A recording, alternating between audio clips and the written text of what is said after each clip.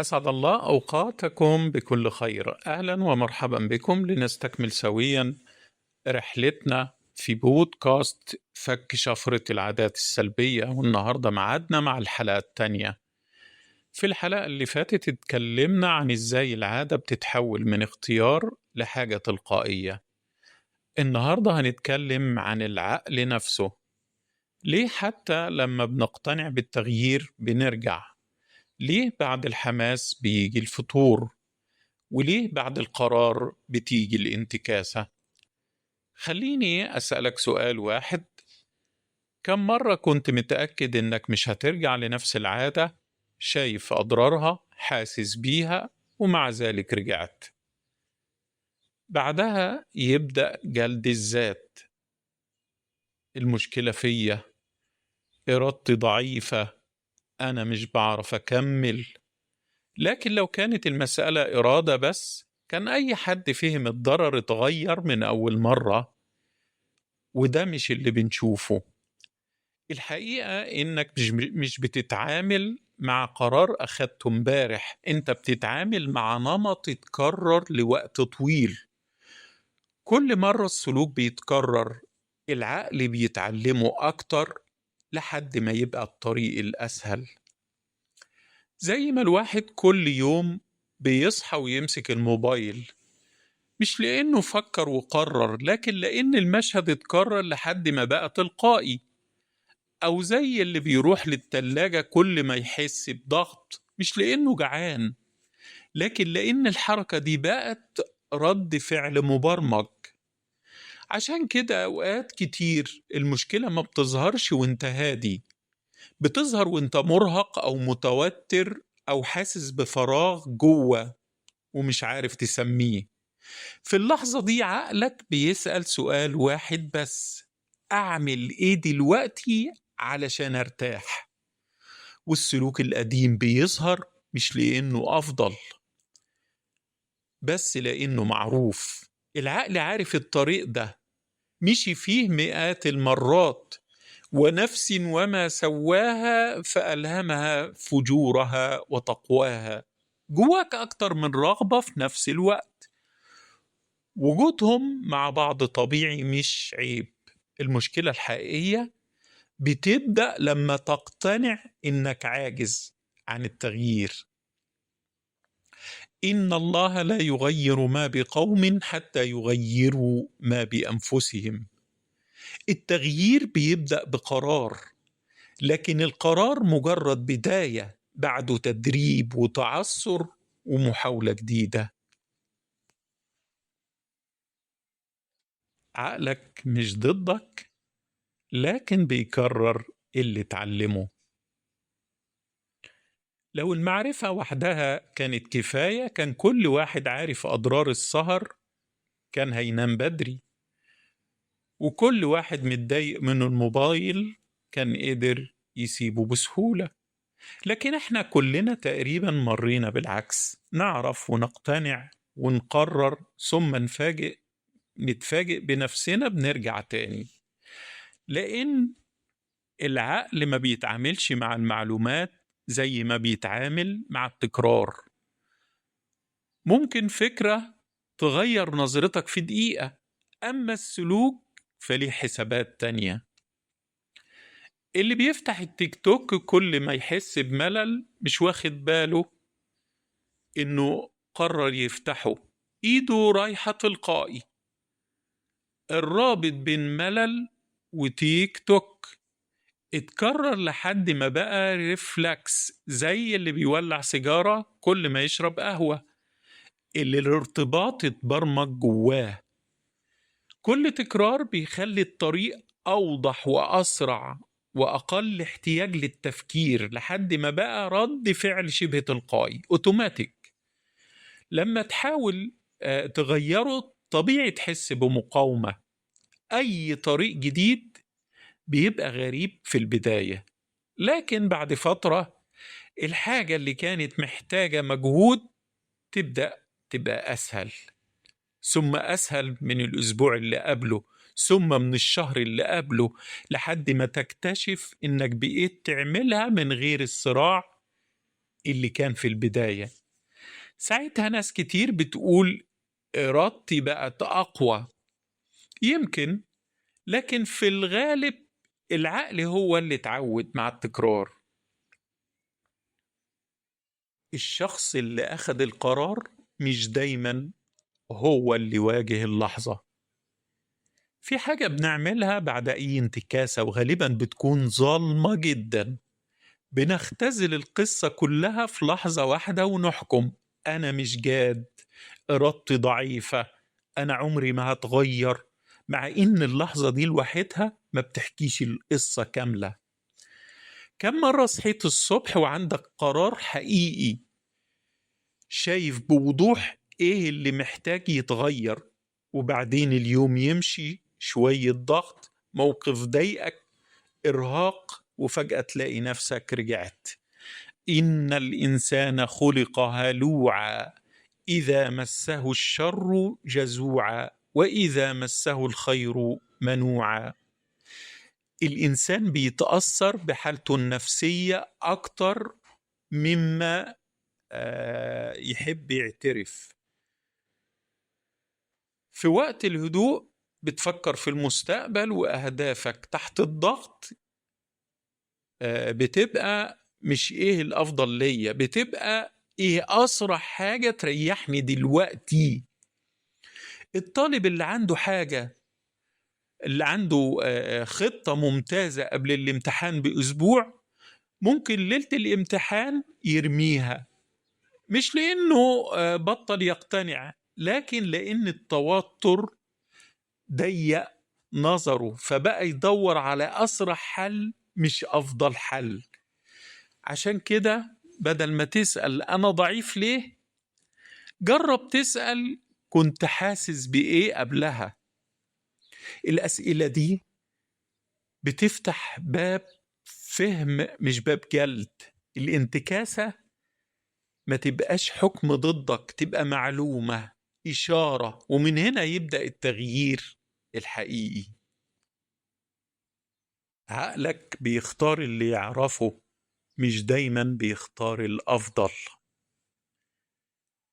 احنا بنتخيل ان الانسان اول ما يعرف الصح خلاص يمشي ناحيته، لكن الواقع مليان امثلة بتقول العكس.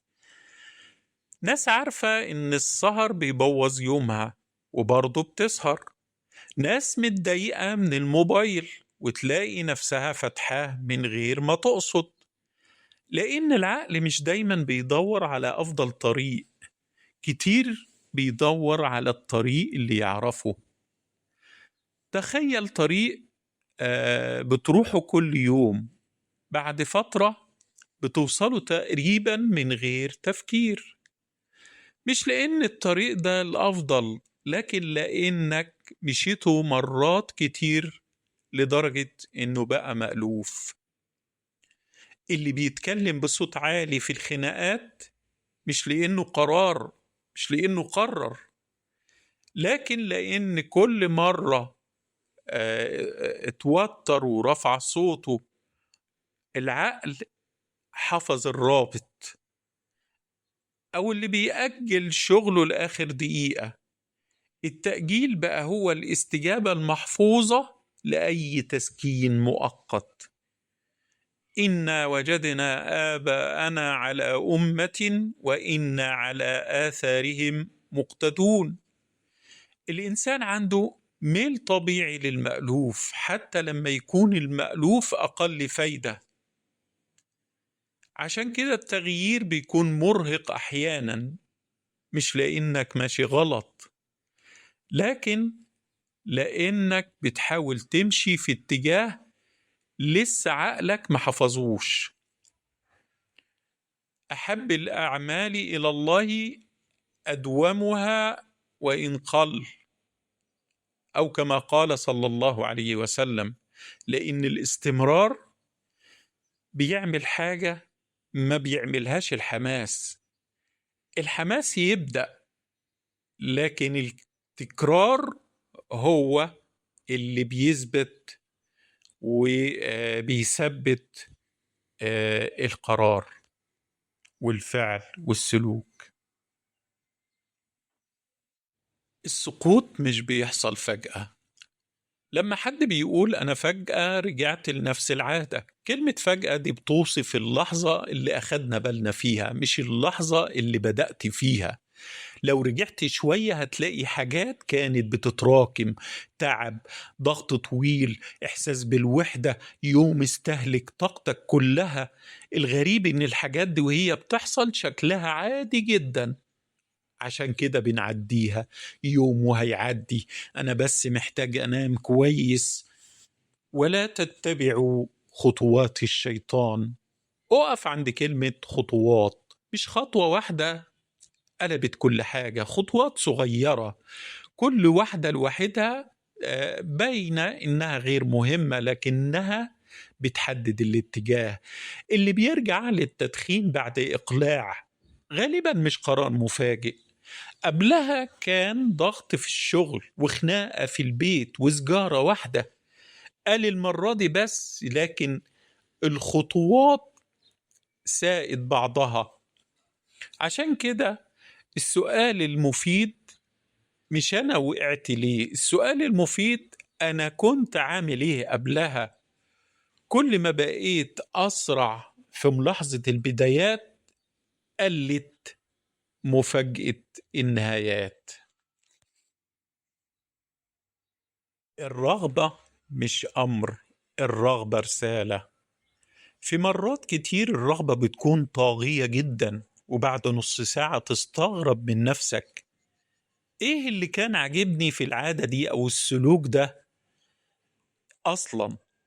لأن الرغبة وهي حاضرة بتملى الصورة كلها، بتقنعك إن مفيش حاجة أهم منها دلوقتي. لكن لما تهدى ترجع تشوف المشهد بشكل مختلف تماما. إحنا بنتعامل مع الرغبة كأنها طلب لازم يتنفذ. تحس بضغط وبتدور على أسرع حاجة تريحك، أو حاسس بملل وتفتح أي حاجة تشغلك، أو حاسس بوحدة وتمسك في أي شيء يخليك مش لوحدك. لكن السؤال المهم اللي نادرا ما بنسأله: هو أنا محتاج اللي نفسي فيه فعلا، ولا محتاج حاجة ورا اللي نفسي فيه؟ زي واحد نفسه ياكل بعد يوم صعب، لكن اللي محتاجه فعلا راحة. واحد نفسه يرجع لعادة قديمة، لكن اللي محتاجه حد يسمعه. الأكل والعادة ده الاستجابة المرئية، لكن التعب هو الأصل. وأما من خاف مقام ربه ونهى النفس عن الهوى فإن الجنة هي المأوى. الآية ما قالتش إن الهوى مش موجود، بتفترض وجود مسافة بين الإحساس وبين التصرف، مسافة صغيرة يمكن ثواني، لكن الثواني دي هي اللي بتفرق. هي اللحظة اللي تقدر تقول فيها استنى، أنا حاسس بإيه بالظبط. مش كل رغبة محتاجة استجابة، زي ما مش كل فكرة محتاجة إنك تصدقها.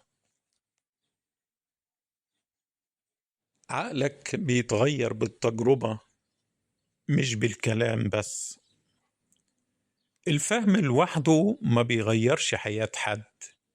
المشكلة مش إن المعلومات ناقصة، المشكلة إن المعرفة شيء والتطبيق شيء تاني. التغيير الحقيقي بيحصل في الأيام العادية، في الأفعال الصغيرة اللي بتتكرر لدرجة إن العقل يبدأ يعتبرها الوضع الطبيعي الجديد. إن الله لا يغير ما بقوم حتى يغيروا ما بأنفسهم. التغيير محتاج مشاركة منك، مش مجرد رغبة. في خطوة لازم تتاخد، ثم خطوة بعدها، وكل مرة توقف لحظة قبل ما تستجيب تلقائيا. عقلك بيتعلم إن في احتمال تاني، وإن الشعور مش لازم يجر وراه نفس النتيجة. أحب الأعمال إلى الله أدومها وإن قل. الحماس بيبدأ في الرحلة، لكن الاستمرار هو اللي بيغير الاتجاه. الحماس بيبدأ الرحلة، لكن الاستمرار هو اللي بيغير الاتجاه. عايزك تجرب حاجة صغيرة جدا. أول ما تحس بضيق أو ملل أو رغبة ملحة، استنى 3 ثواني بس واسأل نفسك: أنا محتاج إيه فعلا دلوقتي؟ يمكن ما تعرفش الإجابة، وده عادي، لكن مجرد إنك وقفت وسألت يبقى حصل شيء مختلف. بدل ما العادة تختار مكانك، أنت رجعت للمشهد. السؤال مش ليه مش قادر أتغير، السؤال الأقرب للحقيقة هو أنا بقضي وقت كافي في فهم نفسي، ولا كل تركيزي على محاولة السيطرة عليها؟ لأن الضغط أحيانا يدفعك للأمام، لكن الفهم هو اللي بيساعدك تكمل. الحلقة الجاية بإذن الله هتكون بعنوان الثواني اللي قبل السقوط، المكان اللي تقدر تغير فيه كل شيء. كان معكم مصطفى عبد المجيد، وغدا كان يوما جميلا، والسلام عليكم ورحمة الله وبركاته.